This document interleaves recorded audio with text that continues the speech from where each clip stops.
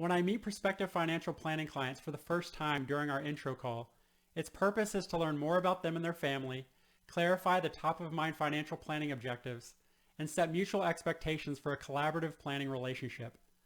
I believe the best questions to ask are actually follow-up questions. Although this is our first meeting with them, the conversation actually already started when they sent their prospective client inquiry and we responded by email.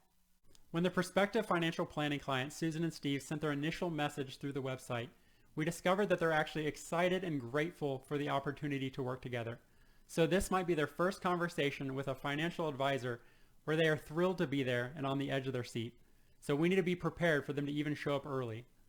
So before the video call begins, I pre-fill the data gathering template with their names and information from their initial client inquiry, and I also use the Zoom video call waiting room so that I can ensure I am physically and mentally settled before letting them in the room. When the video call begins and they appear on the screen, I immediately greet them and show gratitude by appreciating their presence and thanking them for setting up the conversation. This simple act is often enough to break the ice and flow into your mutual agenda if they are naturally sociable. If you find that getting past the initial greeting is difficult or awkward, use their initial client inquiry as a starting place. For example, you could say, "In your initial message to me, you generously shared that you believe you're on track to retire early within just a few years. Wow, that is a significant accomplishment. I would love to learn more about what early retirement means to each of you." This conversation will naturally go one of two ways. They will describe and focus on what they're retiring from or what they're retiring to, with each spouse or partner focusing on possibly different sides of that spectrum. For example, Steve may answer by sharing how his current job is becoming too time-consuming and his current role doesn't fully utilize his best skills. To him, early retirement may be more of a sabbatical than a permanent shut-off valve. On the other side, Susan may answer by talking about all the exciting travel that their family plans to experience together. We can imagine how many follow-up questions would naturally arise from this conversation, and I love that the actual financial part often takes a back seat to their life as a family. When there feels to be a natural pause in the conversation, I ask if they would like to see a tangible example of a comprehensive financial plan. As I walk through the example plan PDF, also available for you to download right here, the prospective clients are encouraged to share which areas may apply to their unique financial planning needs. Often I hear comments like, "Oh, we definitely need that as part of our plan," or, "Oh wow, I didn't even know that would be covered." As we move through the document and discuss their top-of-mind objectives, we can also determine if the proposed service and process align with their unique expectations.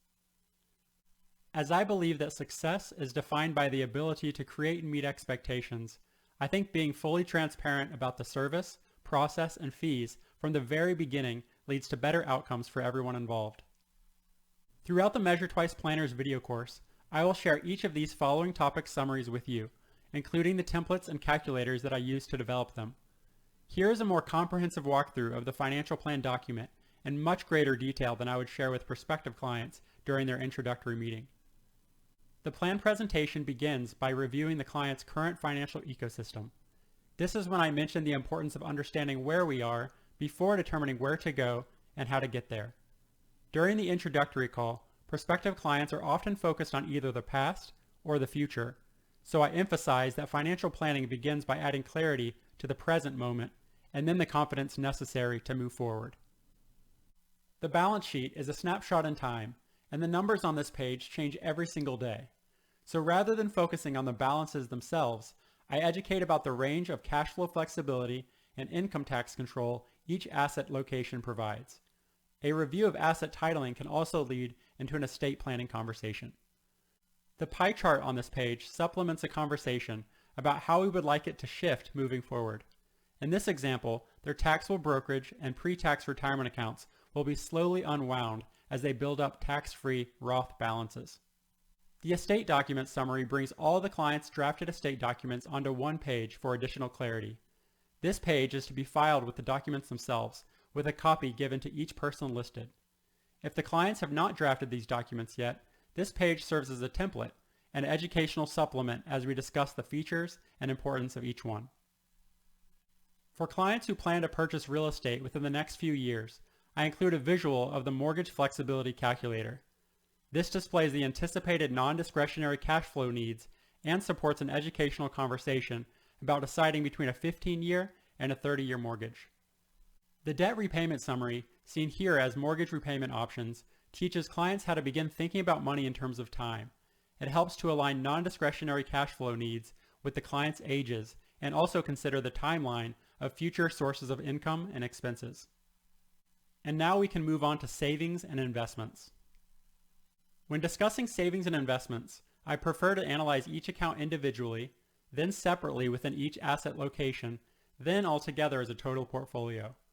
Although each account and investment plays a different role within the client's total portfolio, we need to ensure they collaboratively work together to support the client's desired lifestyle and other unique objectives moving forward. Since nearly every movement of money within a taxable brokerage account has a tax consequence, I separate the analysis of these after-tax investments from the tax-deferred retirement accounts. The cost basis information and potential tax impacts are reviewed for each investment, organized by asset category. As we'll discuss in further detail, the allocation of taxable brokerage accounts should consider diversification, position weight, tax gain or tax loss harvesting, and the fund expenses. Since many of the families I serve financially give to qualified charities or hope to moving forward, I provide education about the tax-optimized donation of appreciated securities, stacking and itemizing using donor-advised funds, and qualified charitable distributions with personalized examples of how each strategy could be implemented with various tax benefits. As we looked under the hood of the taxable brokerage accounts, we'll do the same with the pre-tax traditional and the after-tax Roth retirement accounts, but this time without the need to analyze the investment's cost basis information. The health savings accounts are also included here since they grow tax-free for qualified medical expenses. Speaking of health savings accounts, I include a one-page educational summary about their specific contribution, distribution, and inheritance rules. This also clarifies the difference between flexible spending accounts and health savings accounts. When discussing diversification, I visually break down the asset allocation of their total portfolio while sharing the historical correlation of the asset categories. I find this visual on the bottom to be more easily interpreted than a pie chart, especially if there are numerous asset categories or insignificant positions. Since many clients initially believe that all stocks are risky and all bonds are safe, I break down the three primary roles of bonds: stability, income, and diversification. I can also share a visual example of how different types of bonds have historically performed in different environments. Although I don't manage any client investments, I still provide specific asset allocation and trading recommendations for each account, preferring a low-cost passive ETF strategy. I encourage clients to become passive with their traditional investments so they can become more active with their lifestyle. I also prefer to simplify any parts of the financial plan that are primarily out of our control, such as market performance.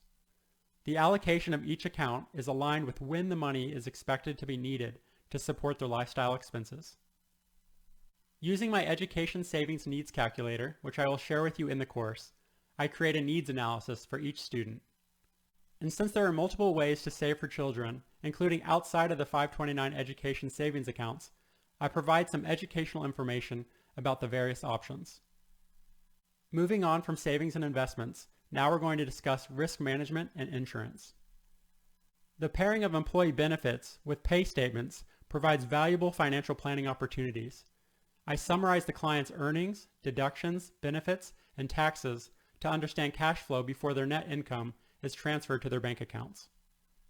Using a life insurance calculator, I summarize any private coverage beyond their employer and include policy quotes if there's an additional need. Although I don't sell insurance, I can ensure that they move forward with financially protecting their surviving spouse and dependents in the event of premature death. Since most of the clients I work with plan to retire before age 65, we can discuss their health coverage options before Medicare begins. This summary shares examples of healthcare marketplace prices where they live, as well as estimated premium tax credits to possibly subsidize their premiums based on income control. And since there are multiple options for health coverage before Medicare outside of the marketplace, we can explore alternatives including continued employer health coverage, COBRA, and healthcare sharing ministries. The long-term care summary reviews various funding strategies, including long-term care insurance, hybrid life insurance, Medicaid, and self-funding where they plan to live. Most of the clients I serve intend to earmark a portion of their total portfolio and invest their health savings accounts for this purpose. The income tax and Medicare chart shows examples of how modified adjusted gross income can affect the cost of Medicare premiums, IRMA, with discussions about the 2-year look-back and how to report a life-changing event with Form SSA 44. For the property and casualty insurance summary, I include the homeowners, auto, other property, and umbrella policy details on one page to discuss opportunities to right-size their coverage and deductibles. These premiums are also considered when calculating non-discretionary cash flow needs. Moving on to financial independence planning, I educate clients about the concept of financial independence, which I define as the ability to maintain your desired lifestyle without earned income. It's not about terminating employment necessarily, but rather having the ability to work because you want to, not because you have to. Before considering Social Security, pensions, and other anticipated income sources in retirement, I present portfolio distribution estimations and additional retirement savings needs using stress-tested investment rate and inflation rate assumptions. This summary estimates their investment portfolio's anticipated annual gross distribution allowance in today's dollars through the end of life. The retirement savings needs calculator can be used to clarify opportunity cost of saving more or less as a dollar amount on the path to financial independence. This summary is especially helpful for early retirees who plan to receive most of their retirement income from their portfolio, often without a pension. As clients are still working, each of them has unique opportunities to save on the path to financial independence, which may include workplace retirement plans, IRAs, HSAs, and taxable brokerage accounts. This summary provides brief educational explanations for each option. If clients do have access to workplace retirement plans, I review their summary plan descriptions and then summarize their plan's details all on one page to understand the unique contribution and distribution details. Since Social Security statements assume future earnings based on previous year's income, I conservatively estimate each spouse's benefits based on various levels of future earnings. A break-even analysis may be used to understand the opportunity cost of claiming Social Security benefits at various ages. Since each spouse or partner has unique opportunities to save for retirement, I provide each of them with an accumulation order of operations to better understand traditional versus Roth decisions, future cash flow flexibility, and income tax control. Using this educational summary, we can conceptually discuss the long-term effects of implementing intentional Roth conversion strategies to avoid the loss of future income tax control due to RMDs and unfavorable inheritance rules. Similar to the retirement savings order of operations, a retirement distribution order is also presented. Current income, RMDs, and after-tax savings are often prioritized, followed by traditional retirement account distributions and Roth conversions, then tax-free accounts for additional income needs, often as a last resort. The retirement spending plan, which I also call the retirement conveyor belt, is a useful outline for developing an account distribution and rebalancing system, especially helpful since many clients that I serve implement their own investment management. Since flipping the switch from accumulation to distribution is emotionally difficult, structuring income flows and thinking about money in terms of time prior to the transition provides valuable clarity and confidence. I review and summarize every client's previous years of tax returns and discuss opportunities moving forward. The chart on the top of this page is a horizontal representation of the Form 1040. This federal income tax rate chart shows clients how to quickly estimate marginal and effective tax rates, along with changes of filing status, including the standard deductions. At the end of the plan presentation call, we review additional observations and the measurable action plan. This is where I share additional observations that weren't previously communicated in paragraph form during the plan presentation. And now one of the most important parts of the document, the measurable action plan, also called the MAP. Now that clients understand what to do, how to do it, and why the recommendations align with their family's unique values and desired outcomes, the MAP provides a manageable timeline to implement their now well-informed decisions. Now that clear expectations have been set for the service, the process, and the fees, I can encourage any follow-up questions that they have. Although this may seem like the perfect time to make a sale, I do not use this moment to entice a decision. I instead encourage them to discuss this important financial decision as a family, welcome to send me an email with additional questions, or if they would like to move forward with a planning engagement, send me an email as well, with no obligation or expectation. The decision is usually emailed to me within a day or two, ready to move forward with the financial planning agreement, initial invoice, and on to the data organization process.